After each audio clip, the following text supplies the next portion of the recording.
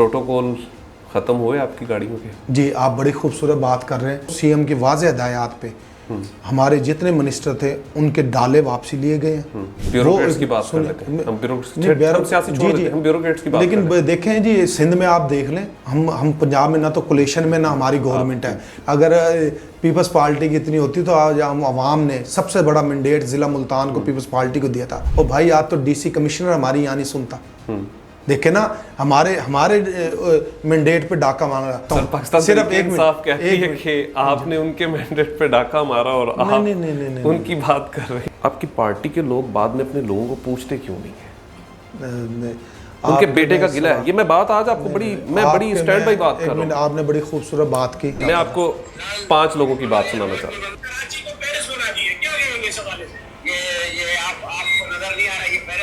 अब हमने माजी को नहीं देखना, अब हम उस पर डालें कि हमने उसने कोरोना में भी, आपको पता हमारी इंडस्ट्री बंद नहीं हुई, ये मालिक का करम था और अल्लाह की मदद से हमने इसी तरह एक दूसरे के कांधे से नहीं।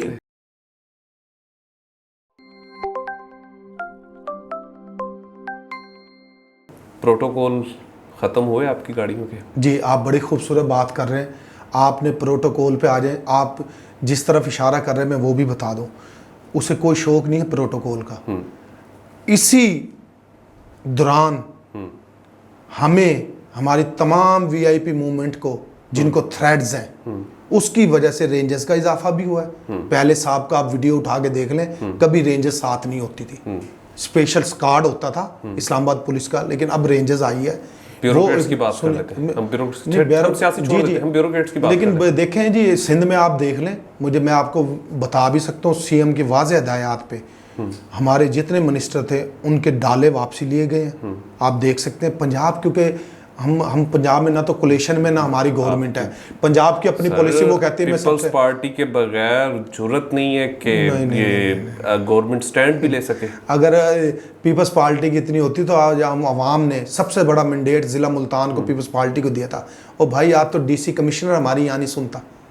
देखे ना, हमारे मैंडेट पे डाका मारा। आप कराची की बात कर रहे हैं, पेरिस की। आज भी मैं कहता हूँ पाकिस्तान सिर्फ एक साफ कहती है कि आपने उनके मैंडेट पे डाका मारा और आप उनकी बात कर रहे हैं। नहीं, वो तो अब उन्हें हक है। अगर मैंडेट पे डाका डला था तो केपी में कैसे सार, फिर वहाँ फार्म 47 दूं मैं आपको भी। जी आप दे, मैं भी आपको दे रहा हूँ कि फार्म 47 केपी में क्यों नहीं हुआ। मैं आपको एक मिसाल देने लगा हूँ। आप राव कासिम का नाम जानते हैं? राव कासिम एक तो हमारे पासपोर्ट, एक तो हमारे वासा के डीजी थे। राव कासिम, जिन्होंने बर्फ बेचने वाला पाकिस्तान तरीके इंसाफ का 2 दिन पहले का अनाउंस किया हुआ कह सकते हैं कि टिकट होल्डर था, ना उसके पास इंतखाबी निशान था। आप लोधरा की बात कर रहे हैं। मैं सबूत देने लगा हूं आपको मैंडेट का। आप सबूत दें। मैं मैंडेट का सबूत, पहला उम्मीदवार था पीर आमिर इकबाल शाह, रिफत सुमरो साहिबा, सॉरी, उनको बिठा दी। वो तरीन साहब के ऊपर उनका कोई मुबैना तौर पर इल्जाम है। मैं चीजें देखें, मैं ऑन कैमरा बात कर रहा हूँ। 2 बड़े नाम थे, एक जहांगीर खान तरीन साहब। मेरे ख्याल में तरीन साहब का नाम आप कहीं भी लेंगे तो बच्चा भी जानता होगा कि तरीन साहब थे, चाहे वो माजी की सियासत से ले लें या आज से। सदीक बलोच साहब, उसके साथ मेरे ख्याल आपकी अच्छी खासी दुआ सलाम भी उनके साथ आपकी है। और बाकी कुछ और पीपल्स पार्टी के उस वक्त के, मैं पीपल्स पार्टी को मजलूम वहाँ पे इसलिए कहता हूँ कि जब अच्छा वक्त आता है ना तो वो जो इलेक्शन लड़ने वाले लोग होते हैं ना उनको आपकी पार्टी भूल जाती है। राव कासिम को 2 दिन पहले अनाउंस, बल्कि 1 दिन पहले, ये भी मुझे बात पता है, 1 दिन पहले अनाउंस किया जाता है कि आपने पाकिस्तान तरीके इंसाफ के MNA का इलेक्शन लड़ना है। ओ नवाज भप्पी साहब उनको बुलाते हैं। वो एक मजदूर आदमी, आपकी मेरी तरह कह लें कि मिडिल क्लास, वो इलेक्शन लड़ता है। सबसे बड़ा सबूत ये है कि इंतखाबी निशान नहीं है, बल्ले का निशान पाकिस्तान तरीके इंसाफ के पास नहीं है। और राव कासिम को नल का या हुक्का, गालबन माजरत के साथ, उसके ऊपर उसे 60,000 वोट पड़ जाते हैं और 8,000 वोट रिजेक्ट हो जाते हैं। फिर आप ये कैसे कह सकते हैं कि वहाँ मैंडेट, ये भी तो साउथ पंजाब है सर। नहीं, मैं तो बता रहा हूँ आपको साउथ। अब जिस राव कासिम की बात कर रहे हैं आप, उसके मुकाबले में सदीक खान बलोच साहब की बात की। सदीक खान बलोच बेशक मेरे दूसरी जमात से नून से, लेकिन उसकी पॉलिटिक्स पे एक अप्रिशिएट करना चाहिए कि उसकी हमेशा पॉलिटिक्स आम आदमी तक के वो हर वक्त डेरे पे अवेलेबल है। उसका अवामी राब्ता जो है ना सबसे स्ट्रॉन्ग है। और अवामी राब्ता जिसका भी स्ट्रॉन्ग होगा ना, मैं एक आपको एज ए पॉलिटिकल वर्कर मैं अपनी ज़ात की बात करता हूँ, जिस कैंडिडेट का अवामी राब्ता अवाम में है उसे कोई ताकत नहीं हरा सकती। और जो अवाम से हटकर, डेरे से हटकर, पब्लिक से हटकर सियासत करेगा वो कभी जिंदा नहीं रहेगा। अब जो सियासत तय हो चुकी है, जिसके अवाम में जड़े, जो अवाम के राब्ते में, अवाम नहीं काम होते मिनजानी बल्ला, अवाम को एक वोटर को ये होते कि मैं अपने कैंडिडेट को फ़ोन करूं, वो मेरा फ़ोन पिक करे, जब मैं उसके घर पर जाऊं तो वो मुझे मिले। काम होते मिनजानी बल्ला, जिसकी अपने ग्रास रूट्स पे, जिसके अब रूट्स है ना, जो गली कूचों की सियासत करेगा वो हमेशा जिंदा रहेगा। जो अवाम की सियासत से हटेगा वो कोई भी चैनल इस्तेमाल करे, आए बाई शाई करे, उसका कोई फ्यूचर नहीं है। अब तो अवाम की जो बात करेगा, जो अवाम में भुट्टो साहब ने जो अवेयरनेस दी थी वो आज लोग मान रहे हैं। मैं उसी अवेयरनेस की बात करते हुए मैं कराची की मुझे याद है कि बेनज़ीर शहीद रानी मोहतरमा जी, अपना शहीद बेनज़ीर जो है, उनके पास अगर उनका एक पुराना वर्कर था मुख्तियार रादो, उनका नाम रहमत करे, वो भी आज रुखसत हो चुके हैं इस दुनिया से। भाई याद है हमारे मेंबर फेडरल काउंसिल, जी बिल्कुल। और उनकी मोहब्बत का ये लेवल था कि वो बात करते थे ना, जब वो लफ्ज़ शहीद मोहतरमा बेनज़ीर या शहीद जुल्फ़कार का नाम आता था तो उनकी आंखों से आंसू आ जाते थे। ये एक मोहब्बत का लेवल था उनका। आपकी पार्टी के लोग बाद में अपने लोगों को पूछते क्यों नहीं है? उनके बेटे का गिला है। ये मैं बात आज आपको बड़ी स्टैंड बाई बात कर रहा हूं। आपने बड़ी खूबसूरत बात की। देखें, घर का बड़ा है उनका इकबाल रांधो। मैं पार्टी को यहाँ नहीं, मैं किसी के नाम को लेके नहीं वो करता।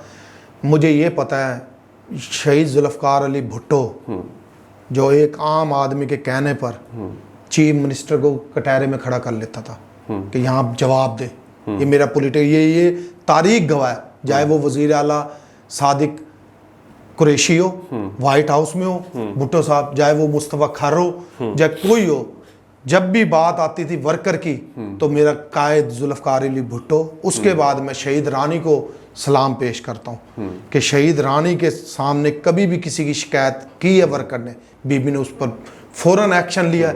और बीबी के दोनों, बीबी का 88 उठाकर देख लो, 93 उठाकर देख लो, जितना आम आदमी तो अपनी जगह, जितना पॉलिटिकल वर्कर उस दौर में मोबिलाइज हुआ है कभी भी नहीं हुआ।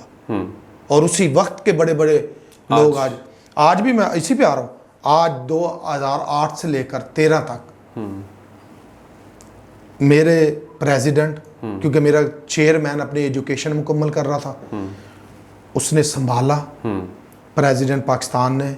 और उसके बाद जितना senior vice chairman Syed Yusuf Raza Gilani, क्योंकि वो उस वक्त प्राइम मिनिस्टर थे, जितना उन्होंने प्रेसिडेंट के साथ बैठकर, और आखिरी जब लास्ट, क्योंकि आदमी उनको सुप्रीम कोर्ट के साजिश के तहत उनको घर भेजा गया, उसके बाद राजा परवेज़ अशरफ साहब आए। मैं सलाम पेश करता हूँ फरियाल तालपुर साहबा को कि उन्होंने 1 साल बैठकर अपने MP MNO को संभाला, पॉलिटिकल वर्कर को संभाला, उनको अच्छा रोज़गार भी दिया, मुख्तलिफ इदारों में भी दिया, और उनकी केयर भी की। मैंने आपको पहले भी रक्षों की बात की, उन्होंने मुख्तलिफ ज़राए से उन्होंने कोशिश की कि पॉलिटिकल वर्कर इज़्ज़त की रोटी कमाने के काबिल हो, और वो आज भी सरपरस्त करता है। मैं कराची की बात करना,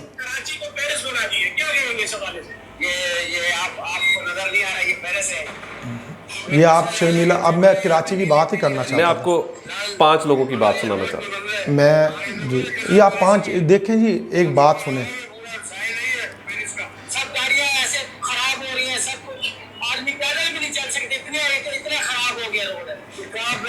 भाई साहब, अब आपकी मैंने ये सुनी बड़ी अच्छी, कराची में आ जाए।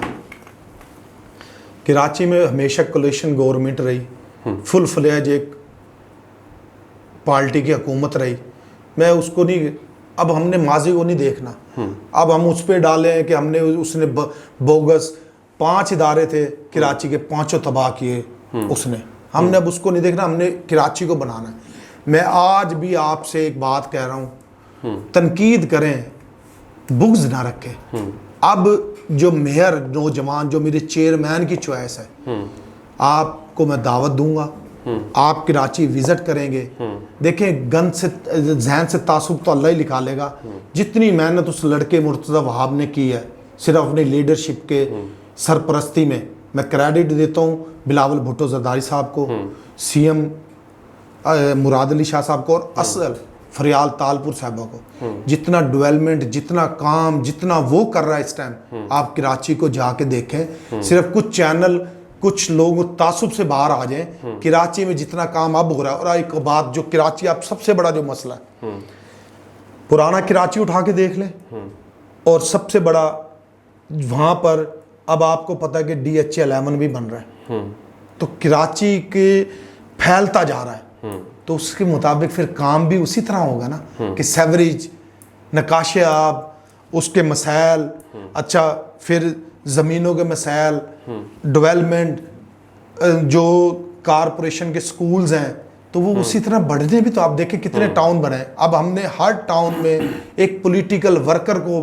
चेयरमैन बनाया जो अपने अपने हैसियत से बढ़ के दिन रात काम कर रहा है। सिर्फ तासुब की ऐनक से बाहर आ जाएं, अब वो कराची, अब उस कराची पे तवज्जो है, भत्ते की पर्चियाँ नहीं है, लोगों को धमकी नहीं है, इज्जत का रोज़गार है, और कराची तरक्की कर रहा है और कराची तरक्की करेगा। कराची पाकिस्तान की रीढ़ की हड्डी है, और इंशाल्लाह कराची शहर आप जाओगे जल्द, आप उधर देखोगे कराची में बहुत काम हो रहा है और बहुत काम किया जा रहा है। और मैं मेयर को एक दफ़ा फिर उसके हौसला अफजाई करता हूँ कि मुर्तज़ा वहाब जो है अपनी लीडरशिप की सरपरस्ती में बहुत अच्छा काम कर रहा है।